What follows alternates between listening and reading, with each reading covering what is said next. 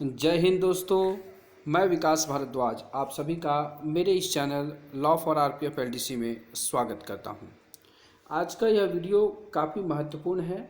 आज के इस वीडियो में हम लोग रीजनिंग वाले पार्ट को देखेंगे, जो कि हमारा 10 नंबर का रीजनिंग वाला पार्ट है। उस पार्ट को हम लोग आज से शुरू कर रहे हैं, जिसमें से जो भी महत्वपूर्ण जो पार्ट हैं, जो भी महत्वपूर्ण चीज़ें हैं जिससे सवाल आपके परीक्षा में आने की संभावनाएं हैं, उस पार्ट को हम लोग देखेंगे। और कोशिश ये रहेगी कि कम वीडियोस में ज़्यादा सवाल आप हल कर पाएँ। तो उसी सीरीज में आज हम लोग देखेंगे बहुत ही महत्वपूर्ण अल्फ़ाबेटिकल सीरीज़ के बारे में। जो ये अल्फ़ाबेटिकल सीरीज है, इससे सवाल पूछे गए हैं जो अभी विगत एग्ज़ाम हुए हैं। हम उसके एग्ज़ाम्पल से लेते हुए आगे इस क्वेश्चन सीरीज को देखेंगे। इसीलिए इसका टाइटल यही रखा गया है कि पढ़ो वही जो परीक्षा में आए।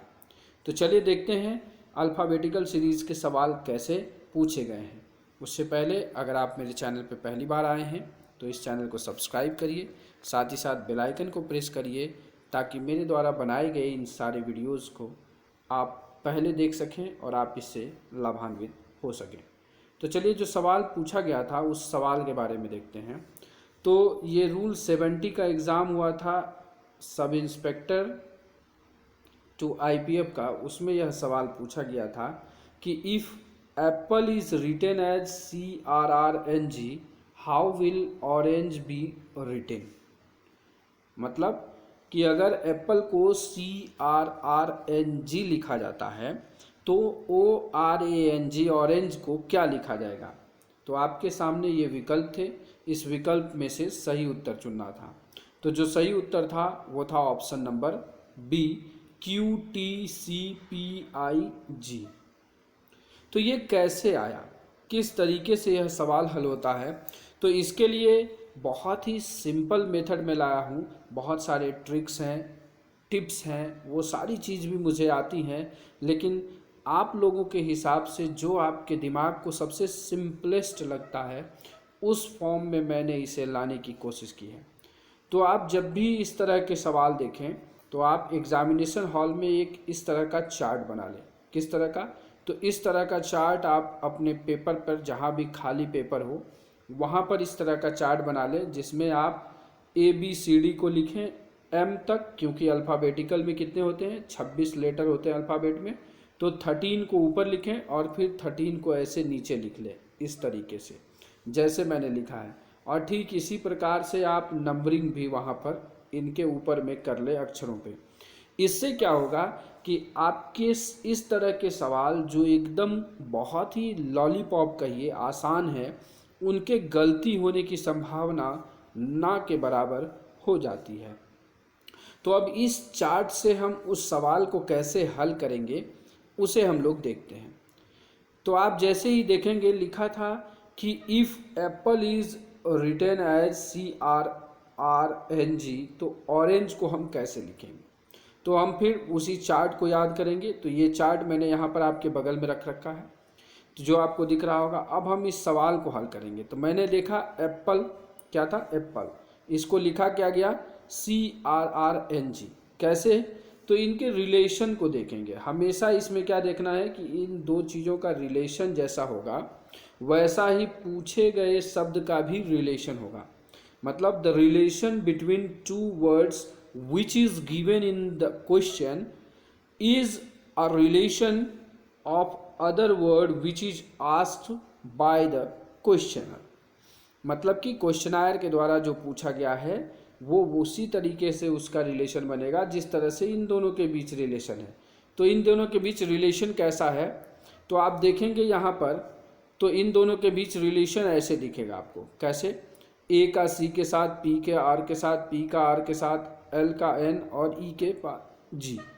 इसमें रिलेशन क्या है, तो आप यहाँ देखिए कि यहाँ पर A लिखा है और यहाँ C है, तो एक अंक छोड़ करके लिखा गया है C, फिर लिखा गया है P, तो आप P पर जाइए, यहाँ पर है P और एक अंक छोड़ के लिखा गया P को R। फिर L पर आइए तो L का एक अंक छोड़ करके लिखा गया N और फिर ई लिखिए तो ई का एक अंक छोड़ करके लिखा गया है जी। मतलब कि रिलेशन क्या है कि +1 का इनके बीच रिलेशन है कि ए में +1 किया तो सी हुआ, पी में +1 किया तो आर हुआ, फिर पी है तो उसमें +1 करने पर आर ही आएगा, एल है उसमें +1 करने पर क्या आया, एन आया, और ई है उसमें +1 करने पर जी आया। तो अब हमें क्या है, ऑरेंज को लिखना है।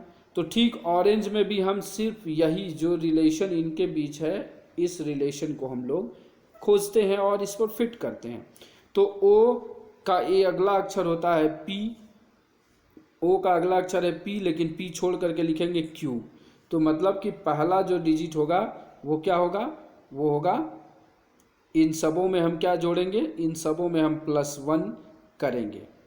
ठीक है, +1 करने पर क्या आ जाएगा, तो आपका उत्तर ये आएगा कि ओ में +1 करिएगा तो पी छोड़ करके क्यू, आर में +1 करिए तो एस छोड़ के टी, ए में +1 करिए तो सी, एन में +1 करिए तो पी हो जाएगा, एम एन है ओ छोड़ के पी, जी है एच छोड़ के आई, ई है एफ छोड़ के जी। तो इस तरीके से काफ़ी सिंपल सवाल आते हैं। तो इस तरह के सवाल, एक सवाल आपके रहेंगे, इस वीडियो के बाद आप 1 नंबर के लिए हकदार हो जाएंगे। चलिए अगला सवाल देखते हैं कि कुछ और तरीके से कैसे सवाल पूछे जा सकते हैं। तो इसका आंसर ऑप्शन नंबर बी हो गया। चलेंगे आगे। तो अगला सवाल है, देखिए यहाँ पर लिखा गया है कि जो संबंध, जो relation A B D E का एफ जी आई जे के साथ है, वही आई जे एल एम का रिलेशन किसके साथ होगा इन ऑप्शन में से। तो इसको भी हल करने के लिए हम सबसे पहले निकालते हैं अपना चार्ट।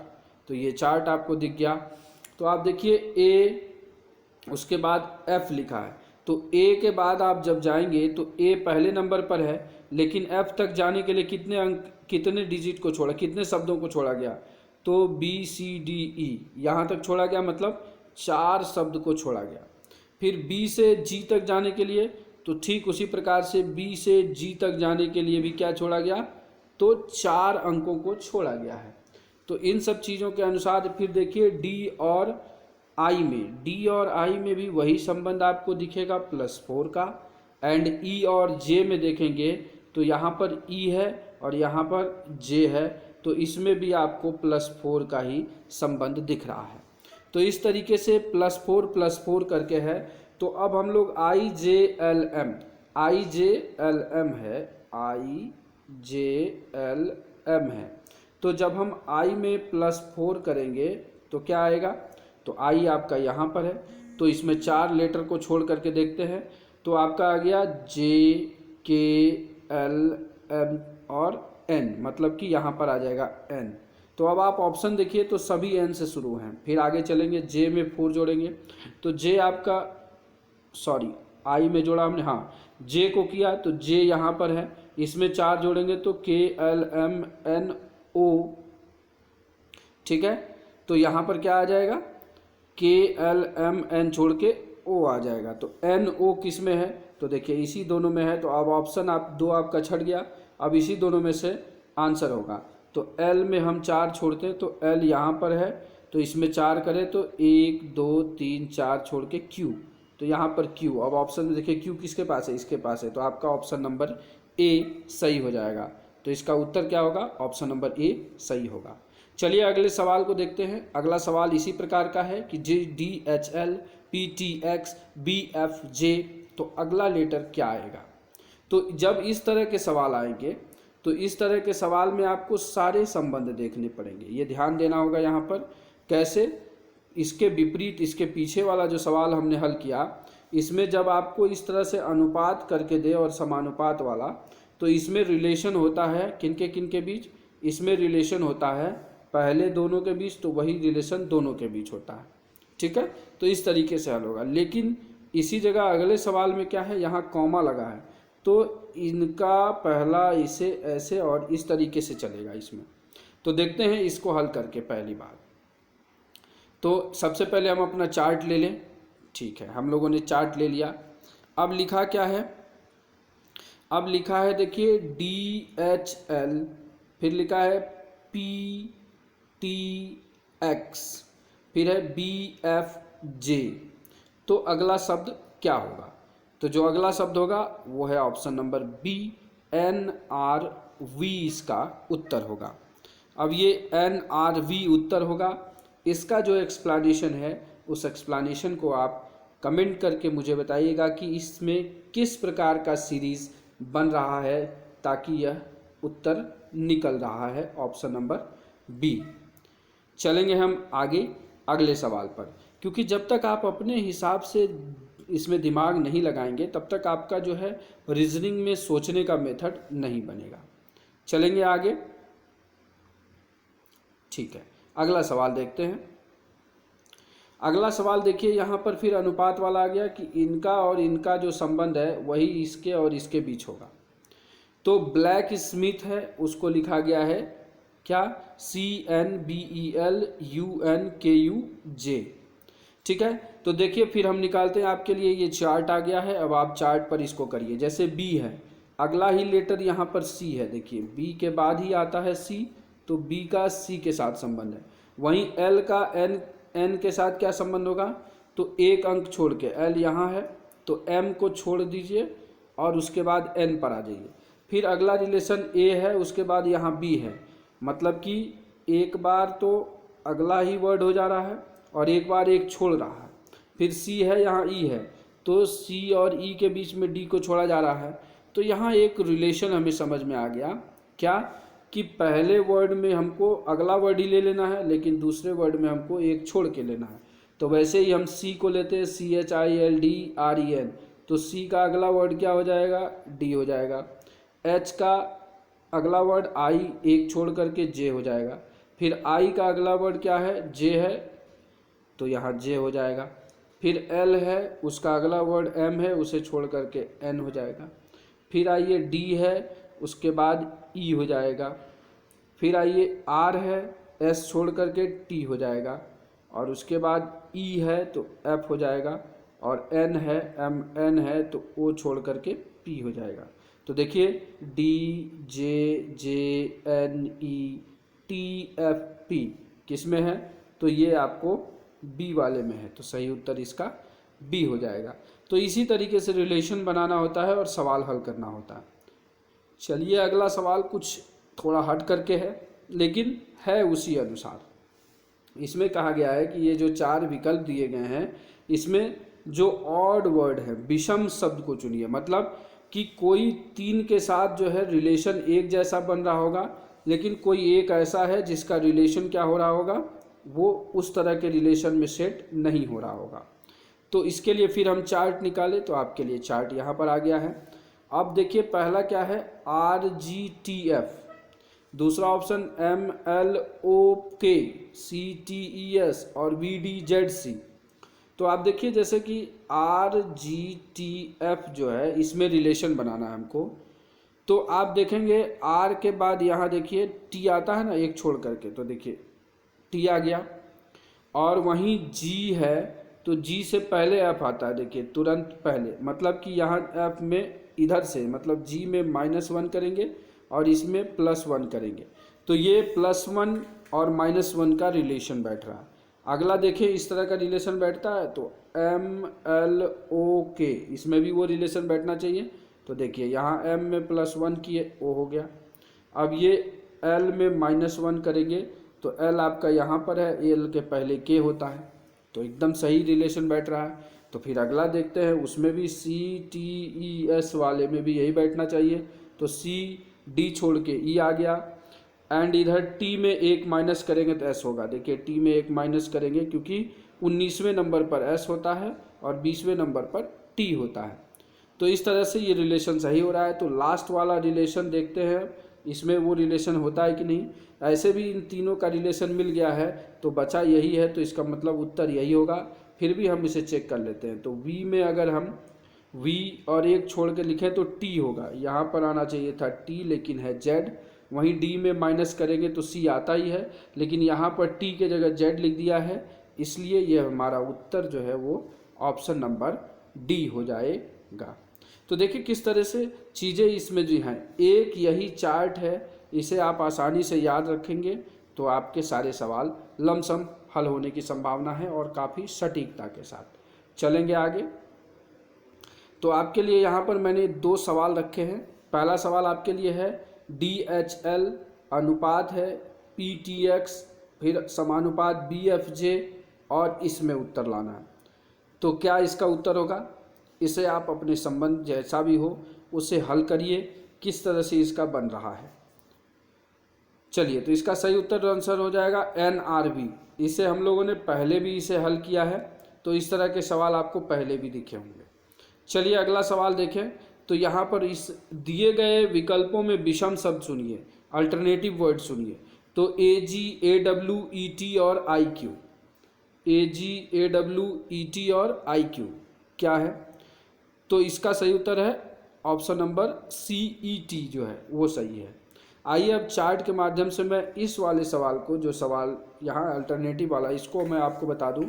तो आप देखिए यहाँ A और G लिखा है, तो A पहले नंबर पर है और G 7वें नंबर पर है। तो देखिए दोनों क्या है, ऑड नंबर है। दूसरा फिर A और W है, तो A ऑड पर है ही, और W जो है वो कहाँ पर है, वो 23 नंबर पर, ये भी ऑड नंबर पे है। तीसरा देखिए C नंबर जो है ET, E 5वें नंबर पे है, ऑड है, लेकिन T क्या है, तो T आपके लिए 20वें नंबर पे है, जो इवन नंबर हो जाता है। वहीं IQ देखिए तो I 9th पे है एंड Q जो है वो 17th पे है। तो सारे लोगों में क्या संबंध है, ET वाला संबंध छोड़ करके जो है सभी लोग जो है ऑड नंबर वाले पर है, इसलिए इसका विषम संख्या चुना गया, C ऑप्शन इसका ET हो गया है। वहीं अब आप इस सवाल को देखिए DHL PTX वाले पर, ठीक है। तो देखते हैं DHL में क्या, देखिए यहाँ D है, ठीक है, और यहाँ H है और यहाँ L है, सही है। इसके बाद देखिए यहाँ पर इसका संबंध है PT और X से। तो देखिए कितना आसान हो रहा है, आप इस तरह के चार्ट करेंगे। D का उल्टा हो रहा है Q और उससे एक इधर गया तो P हो गया। ठीक उसी प्रकार से H का उल्टा है U और इधर चले गए T हो गया। L का उल्टा Y होता है, वही एक इधर गया X हो गया। तो यही संबंध हम इधर अब करते हैं। तो यहाँ पर है B, इसका उल्टा O, एक इधर जाएंगे तो N हो गया, तो N हो गया। फिर आप आइए F, तो यहाँ पर है F, इसका उल्टा S, एक इधर जाइए तो R हो गया, तो R हो गया। एंड वहीं J, यहाँ पर J है, इसका उल्टा W है और इधर V है, तो NRV इसका उत्तर हो गया। तो इस तरीके से जब आप ये चार्ट आप देखेंगे, ये चार्ट आपके सामने रहेगा, तो आपको किसी न किसी प्रकार का जो रिलेशन, इस संबंध बन रहे हैं सवाल में, वो सारी चीज़ें आपको हूबहू इस चार्ट से दिख जाएंगी। इसलिए मैंने कहा कि आप इस चार्ट को, आप इस डायग्राम को याद रखिए। इस डायग्राम को एग्ज़ाम से पहले आपके पास जो वाइट पेपर मिलता है उस पर ज़रूर बना लीजिए, एक सवाल इससे बन जाएंगे, एक क्या इससे 2 सवाल भी बन जाएंगे। तो इन सब चीज़ों का ध्यान रखिए और पढ़िए वही, जिससे कि आप आसानी से कम मेहनत में एग्ज़ाम पास कर पाएँ। तो आपको यह वीडियो कैसा लगा? अगर अच्छा लगा हो तो लाइक करिएगा, और मेरे चैनल पे पहली बार आए हैं तो सब्सक्राइब कर लीजिएगा, बेल आइकन को प्रेस करके ऑल नोटिफिकेशन ऑन कर दीजिएगा, ताकि इस तरह के वीडियोस आपको समय समय पर मिलते रहें। साथ ही इस वीडियो को अपने दोस्तों के बीच ज़रूर शेयर करिएगा। कहते हैं sharing is caring and caring gives you happiness. And at last, thanks for watching this video.